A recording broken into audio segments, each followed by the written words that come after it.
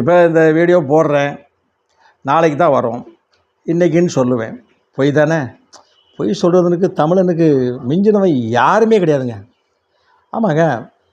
இப்போ பாருங்கள், இன்றைக்கி சுமங்கலி பூஜை, அதாவது வரலட்சுமி நோம்புன்னு சொல்லுவாங்க. இன்றைக்கி இல்லை பாருங்க, இன்றைக்கி மீனாட்சி அம்மன் கோயில் போங்க, அங்கே சொக்கநாதர் இருப்பார் தனியாக. போனீங்கன்னா உள்ளே ஒரு அம்மன் இருக்குது.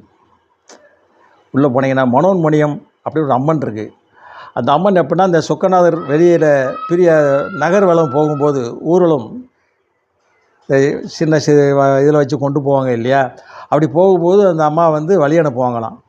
அந்த உள்ளுக்குள்ளே இருக்கிற அந்த அம்மன் மனோன்மணி அம்மா வந்து அம்மன் பிரியாக விடை கொடுப்பாங்களாம். படி தாண்ட மாட்டாங்களாம். அந்த படியை தாண்டி இது வரைக்கும் வந்தது இல்லையா அந்த அம்மன், அவங்களுக்கு பேர் படி தாண்டா பத்தினி.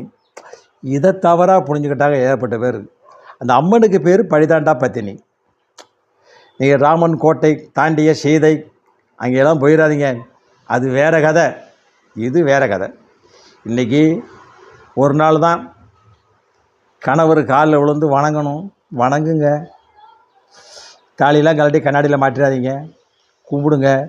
சுமங்கலி பூஜை இன்றைக்கி, ஆடி கிருத்திகை போயிடுச்சு, இன்றைக்கி வரலட்சுமி நோன்பு. பெண்கள்லாம் கணவரை மதிக்கக்கூடிய நாள் இன்று ஒரு நாள் மட்டும். மற்ற நாள் எப்படினாலும் பேசிக்கங்க, வாடா படான்னு பேசிக்கங்க. அடுத்த வீடியோவில் வரேன்.